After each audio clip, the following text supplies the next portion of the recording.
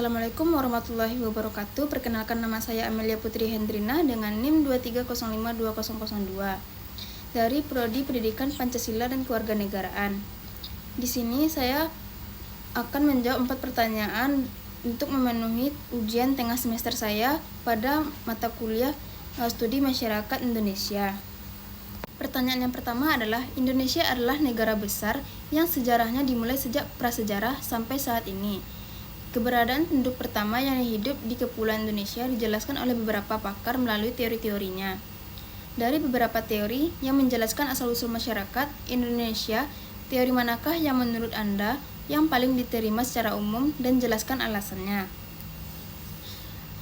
Asal-usul masyarakat Indonesia adalah negara besar dengan sejarah yang membentang dari masa prasejarah hingga saat ini, sehingga keberadaan penduduk pertama yang mendiami Kepulauan Indonesia telah dijelaskan oleh berbagai pakar melalui teori-teori mereka.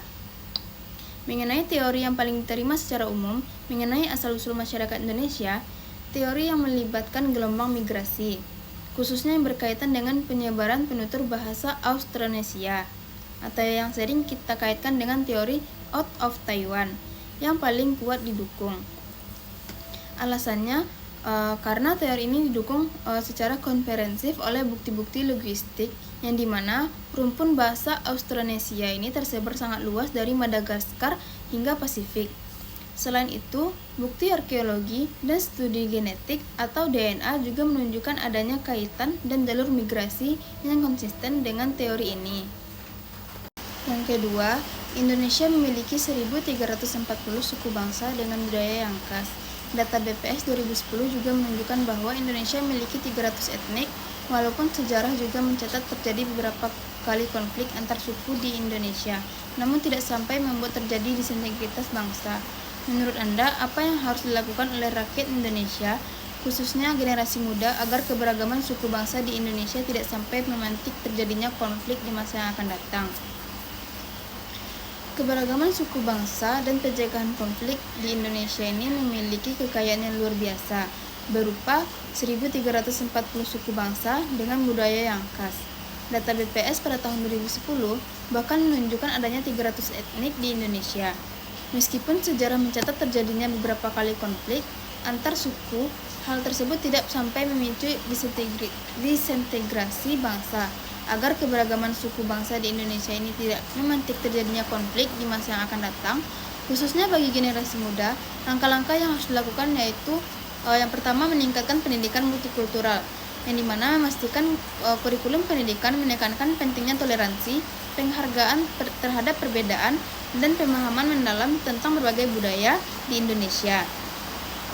Yang kedua, memperkuat interaksi lintas budaya, seperti mendorongnya partisipasi aktif dalam kegiatan sosial, seni, atau olahraga yang melibatkan generasi muda dari berbagai latar belakang suku hingga dapat menumbuhkan rasa kebersamaan dan empati. Yang ketiga yaitu melatih generasi muda untuk menggunakan media sosial secara bijak, menghindari ujian kebencian, hoaks, atau informasi provokatif yang dapat memecah belah. Yang keempat, menjadikan semboyan persatuan bangsa pedoman hidupan sehari-hari, yang berarti mengakui dan merayakan perbedaan sebagai kekuatan, bukan sebagai sumber perpecahan. Yang ketiga, tradisi Limo Baronggeh adalah salah satu kekayaan budaya lokal di Sungai Pisang, Bungus, Teluk Kabung, Kota Padang. Pertanyaan yang pertama yaitu uraikan profesi Limo Baronggeh secara ringkas. Yang kedua, menurut Anda, apakah tradisi ini harus dilestarikan? Jika iya, apa alasannya? Dan jika tidak, berikan juga alasannya. Jawabannya yaitu, tradisi Limo Baronggeh ini merupakan salah satu kekayaan budaya lokal yang berasal dari Sungai Pisang, Bungus, Teluk Kabung, Kota Padang. Yang dimana jawabannya pertama yaitu profesi Limo Baronggeh ini umumnya adalah sebuah ritual adat yang melibatkan penggunaan limau, seperti jeruk nipis atau sejenisnya, dan air. Ritual ini seringkali berfungsi sebagai penyucian diri atau perayaan adat yang dilakukan secara kolektif di tempat umum, seperti di tepian pantai atau sungai. Yang kedua, menurut pendapat saya, tradisi Limo Baronggeh ini harus dilestarikan, karena tradisi ini merupakan manifestasi dari identitas budaya lokal dan kearifan masyarakat Sungai Pisang. Pelestarian tradisi ini memastikan bahwa nilai-nilai leluhur, sejarah, filosofis yang terkandung di dalamnya dapat diwariskan kepada generasi yang akan mendatang. Selain itu, tradisi lokal juga memiliki potensi besar bagi daya tarik wisata budaya yang dapat memberikan manfaat ekonomi bagi masyarakat setempat dan mempromosikan kekayaan budaya Indonesia. Jika tidak dilestarikan, kekayaan budaya tidak dapat berisiko punah dan menghilangkan salah satu jejak sejarah sosial masyarakat Padang. Keempat, berikan tanggapan profil kritis terkait profil manusia Indonesia tersebut dan hubungkan dengan kondisi realitas masyarakat Indonesia saat ini. Minimal Anda memiliki 2 tanggapan untuk 2 ciri saja. Yang pertama, munafik. Ciri ini menggambarkan kesenjangan antara ucapan dan tindakan yang masih tampak dalam budaya Indonesia yang menjunjung kesantunan dan citra.